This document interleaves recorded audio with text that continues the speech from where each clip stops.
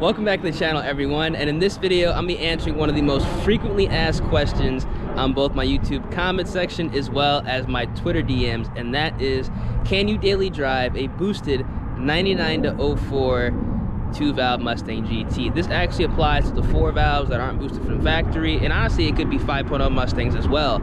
I'm also going to go ahead and break down my current setup, my experience daily driving this car for nearly 6 to 7 months on and off, and the future of the build going into the new year. So if you guys do enjoy and want to stay up to date, make sure you drop a like to the video, subscribe to the channel, and also turn on those post notifications. So let's go ahead and break down and discuss if these cars are actually a good daily driver once you go ahead and boost them. I'm gonna go ahead and give you guys a little bit of a walk around on my car. It's pretty much a basic setup, minus the tire on the back, but believe it or not, I've actually been daily driving this car like 6 to 7 months with the same tire setup, same tires too, believe it or not, same Mickey Thompson ET3 SS's for the past 6 to 7 months. And as you guys can see, the tread is still there, so they're pretty decent, I'm not gonna lie. Now this car is lowered a little bit on H&R Super Sport springs. It's not slammed, definitely didn't want to have a slam look, especially in the fact that I do like to just drive this car and cruise it. So I do believe this is going to be like the perfect stance. It's about a 3-finger gap in the front, which some people might say that's too much, but I mean, if you're going to drive it and enjoy it, I think it's perfect. No scraping. And it's also about a 4-finger gap in the rear, but you do have to keep in mind I do have a 15-inch by 10 weld S71 on the back, so there's gonna be a little bit of a gap. This car is on dumps, and I have been pretty much dailying it, quote unquote dailying it on dumps for about, I'd say, 2 months now, and it's not bad at all. I do plan on actually getting another exhaust for the car too, just so I can interchange dumps and an actual catback, but that's besides the point. Stock seat, no passenger seat, no rear seats, but I do have the remainder of the interior in my garage. So pretty much a basic setup, nothing too crazy, and it's livable. You can drive this car very easily. Drone isn't bad, and overall I think it's a comfy experience and just a fun experience for that matter. So if you have a similar setup, which you might have just regular street tires on the back, I think it's pretty damn solid. Now, as you guys can see here, as far as the engine bay goes, it is really dirty. Again, I drive this car a lot. I need to get the engine bay detailed, but I have a Vortech V1 S trim supercharger. This is a centrifugal supercharger. It is an intercooled system as well. As you guys can see here, I have a Treadstone TR45 1000 horsepower rated intercooler. I do have a built motor setup as well as an upgraded head unit that I'm gonna be throwing on this car in the new year, but I'll go ahead and get into that later on. So I wanted to go ahead and upgrade all that while I could. This car also has a tile 50mm blow-off valve as well, so it is on the louder side. And this head unit is, you know, the straight cut heritage style gear, so it is loud as well. This car does have BBK long tube headers. If you guys can see it down there, it has an LAR Performance off-road X pipe, and then obviously dumps, so it is on the louder side. This car actually has, with the supercharger, a Griptec 2.7-inch pulley, and this car is currently making around 15 pounds of boost, and it's on the upper 400 wheel horsepower range. And this car has been making 450 plus wheel horsepower for 6 to 7 months that I've been daily driving it. Actually a little bit longer than that, almost a year. So this has been taking care of it. Like I said, with the centrifugal supercharger, the nice thing about these blowers is you can essentially drive them regularly, and it's going to have pretty much a stock like power feel. You're not going to be making any boost. The car is going to be stock, so you don't have to worry about it. But once you get on it, the car does pretty much transform into something a lot different. So that's going to be a huge plus when trying to daily drive one of these cars, if you are thinking about turning up the boost and running, you know, a little bit of fun I should say, on the stock bottom end, which I do go ahead and recommend. Now this car is on 93 octane, it's not on E85 yet. It has a Walbro 229 fuel pump. That's the ID for it, but technically it's like a 300-liter fuel pump, and it does have 4 performance 80-pound injectors, stock fuel rails, all that. just the fuel system to support, you know, the amount of boost and horsepower the car is putting out. So I think it's a pretty stout setup. It's definitely daily drivable 100%. The one thing you want to do when going ahead and boosting these cars is definitely do not cheap out on the fuel system.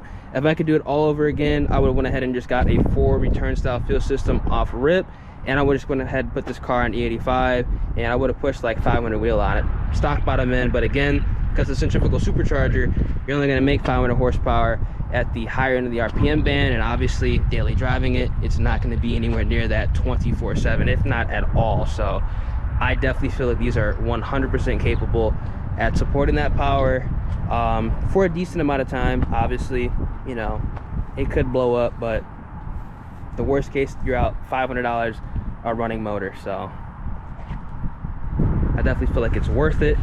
But again, if you really want to daily drive it, 450 wheel, E85, you'll be good all day.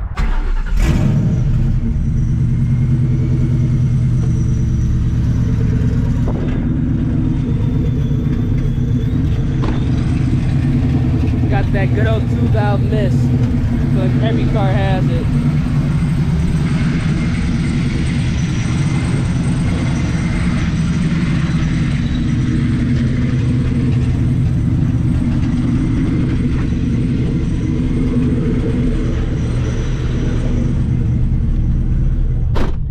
Again, this is with the dumps, so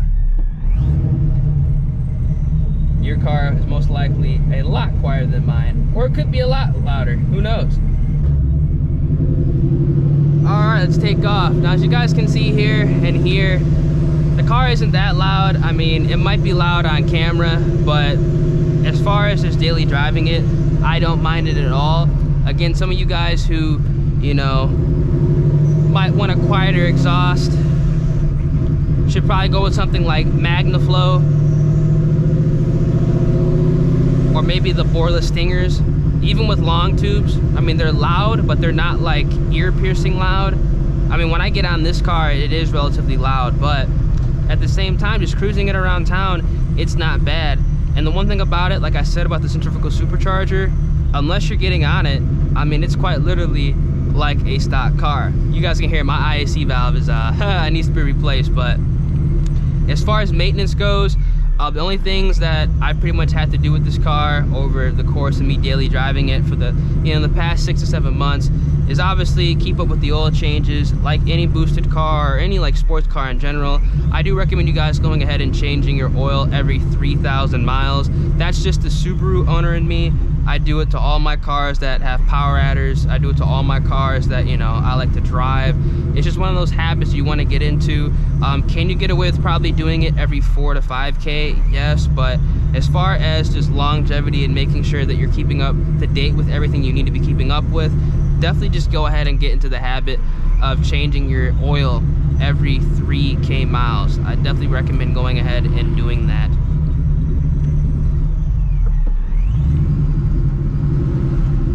And that's pretty much just going to be like the maintenance that I've had to go ahead and do with this car, as far as just, you know, keep making sure that it stays running, making sure that it's, you know, running well. Intercooling these setups are definitely going to be huge too. One thing I would definitely not do is daily drive a Vortech Supercharged 2-valve without an intercooler. I just wouldn't do it, especially if you live somewhere that's warm.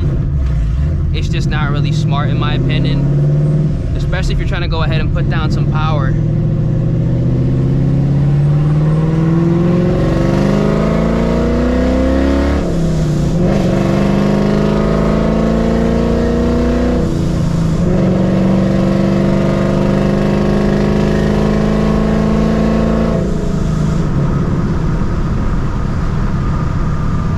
As you guys can see there, I mean, the car gets up and goes. Obviously, I'm not getting on it too hard because, you know, it's that time of year. But you guys look through the videos on the channel, you know that I definitely, most definitely do not baby this car at all. It gets down pretty well, but it's because I know when to get on it and when not to get on it is why I believe, you know, knock on dashboard, everything in here, is why I believe that it is still running the way it is. Again, this is a stock unopened 4.6 liter 2-valve motor that I'm putting down, you know, mid to upper 400 wheel horsepower, which a lot of people would say you have to stop at 400. But here's the thing, if you're gonna go ahead and boost the car, you might as well just go ahead and have fun with it, right? The worst case, you're out $500 a running motor. I don't really see the point of boosting these cars and not making at least like 400 and like at least 430 wheel horsepower. I think it's kind of a waste of time and waste of money. Again, that's just my honest opinion.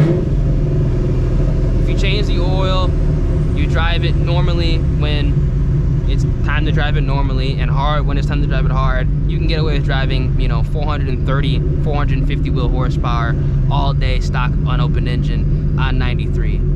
You have E85, you went, you know, all out with the return style fuel system, I'd push it to 475, 500 wheel all day. Plenty of people have done it.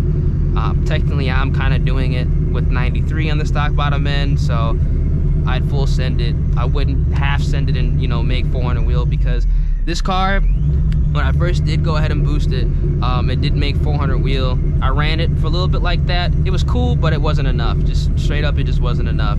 Against, you know, cars of today's caliber, it just wasn't enough. Now, once it made about like 430, that's when things started to get fun. And then once it made over 450 is when things got really fun. And I definitely would recommend you guys just starting off, you know, at that power level, off rip.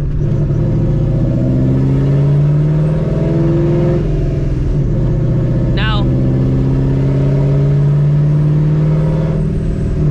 you guys might be also wondering, you know, what type of clutch and transmission setup you have right now to daily drive. Now, this is a stock TR3650 transmission, have never been ran through, so this is 100% stock. And the clutch setup I have as well is going to be a McLeod. It's going to be a the Street Pro clutch, I believe, which is rated for 500 horsepower. So definitely an affordable clutch. This clutch was about 300 bucks, and you know, it supports 500 foot-pounds and 500 horsepower. So definitely, you know, right where you want to be at on the stock bottom end. So I think that's definitely a great option. It's not too strong for the stock transmission, because I do believe once you start going ahead and getting, you know, much more aggressive clutches, that can put more wear on the transmission. I kind of learned that from the Subaru days. So definitely, you know, make sure you get a clutch that, you know, is rated for a little bit more than you're planning on pushing, but also not too much that it can, you know, slowly, you know, put wear and tear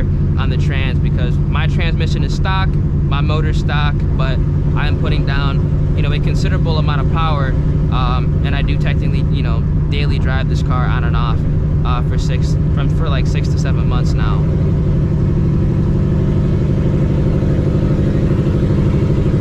But you guys can see, like, with the windows down, just cruising around, it's not bad. It's pretty quiet, even with the dumps, long tube headers, and X pipe. Obviously, when you get on it, I mean, I'm cruising right now at like 45 miles an hour at like 1500 RPM, and like there's literally no noise at all.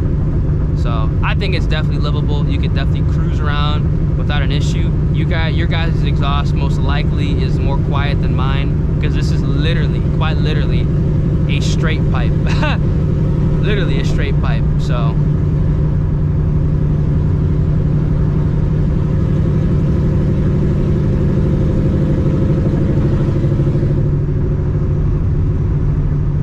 definitely not bad.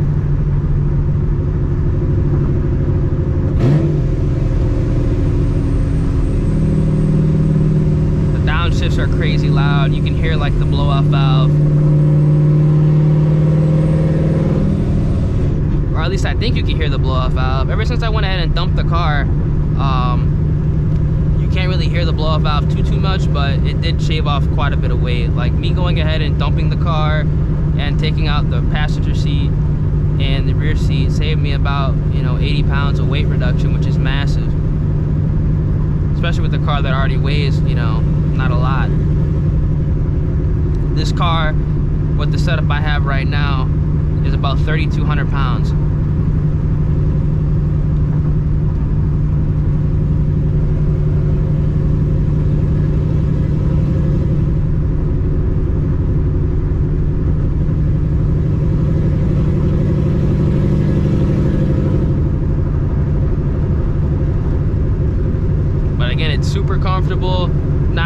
loud at all, and I will 100% recommend going ahead and boosting your 99-04 Mustang, whether it be with a centrifugal supercharger, which I think is the best and easiest way to do it if you are planning on like daily driving it. Even if you're planning on going ahead and building the motor, it's just the centrifugal route is just very easy. Only thing you really have to do is combat belt slip, but you can kind of fix that with just the properly sized belt and an upgraded Griptec pulley. Definitely wouldn't go ahead and do a smaller pulley with the Vortech supplied pulleys. They will slip. I learned that because this car used to have a 2.87 Vortech pulley, and there was a little bit of belt slip up top. With this Griptec pulley, which is technically even smaller, same belt that I was running with the 2.87 Vortech pulley, I have not noticed any belt slip, and I have ran this car multiple times on this setup at the higher RPMs.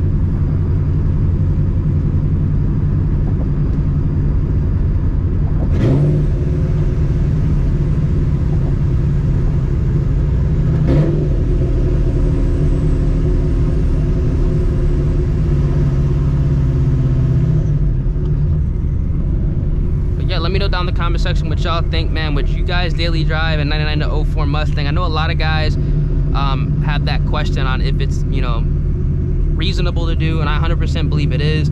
My car right now, the body on this car has about 180K miles on it, and the motor has, it's not the same motor in here. I do have a different stock 2 valve in here that 2 owners previously swapped out, and they said that they did that when it had 75K, you know, on that donor motor. So by now, this motor 100% has 100,000 miles or more, and it's been putting down, you know, some pretty good horsepower numbers. So I definitely recommend you guys going ahead and doing so.